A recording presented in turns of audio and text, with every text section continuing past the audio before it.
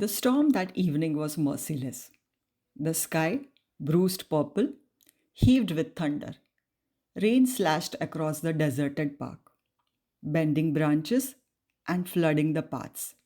She ran, her umbrella trembling uselessly in the wind, until she reached the old stone gazebo. Her breath came in uneven bursts. Damp strands of her hair clung to her cheeks. She pressed the umbrella shut, water dripping from her fingers. She thought she was all alone.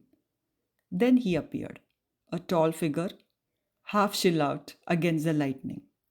His shirt clung to his frame, his dark hair plastered to his forehead, droplets sliding down the sharp line of his jaw.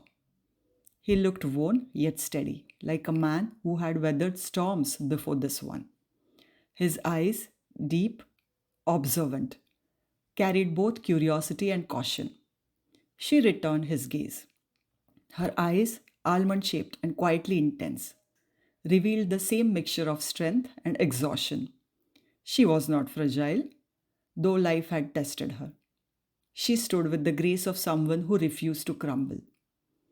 There was something magnetic about her simplicity, the way damp hair framed her face, the way her presence filled the silence without needing words. He stepped inside the gazebo, nodding once in acknowledgement. For a few moments, the rain spoke for them. Strange evening to be out, she said finally, in her voice calm, low. He gave a smile. Maybe the storm wanted us here. The words lingered. Slowly, cautiously, conversation began. About the smell of wet earth, about how rain carried childhood back with it, about the futility of umbrellas. They laughed, softly, almost shyly, as though laughter itself was a forbidden luxury. But when the storm softened, his tone shifted. May I know your name? Your number, perhaps? It would be nice to meet again. For a moment, she held his gaze, her lips curving into something like a smile. But she shook her head.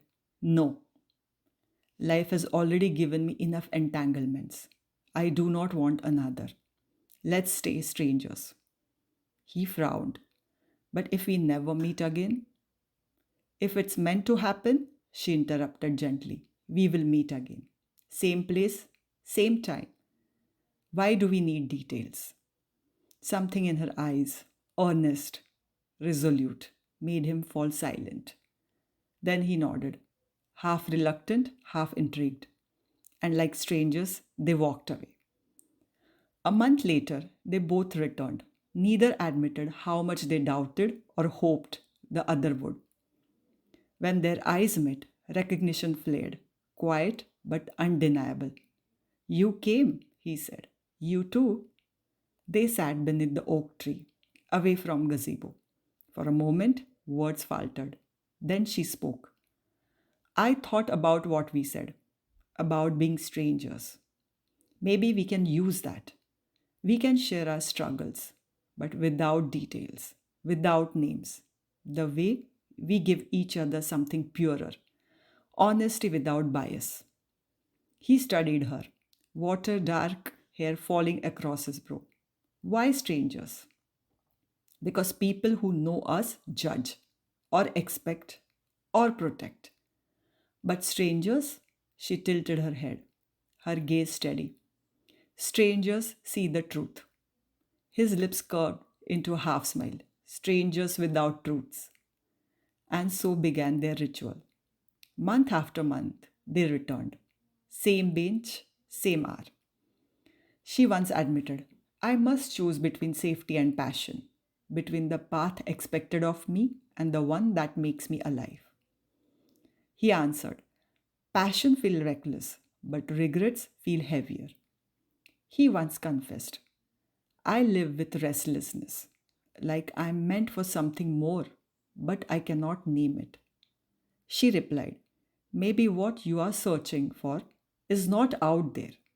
Maybe it is inside you. Their faces, though nameless, grew familiar.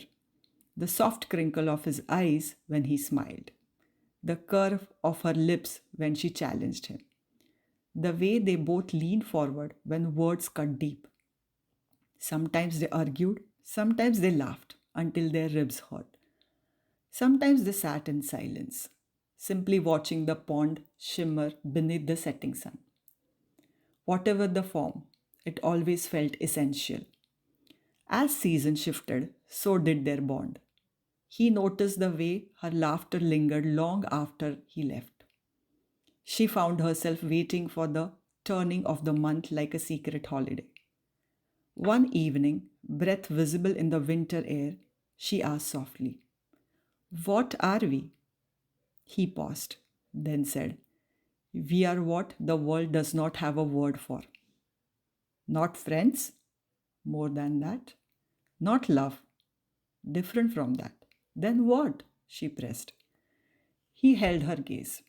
"We are truth, the part of ourself we cannot show anyone else." And in that silence, something sacred was born. Years slipped by. They still returned, sometimes under storms, sometimes beneath blossoms, sometimes under starlit skies. Still nameless, still untethered. They never asked for more than the purity of presence. They understood, with time, that what they had transcended the physical.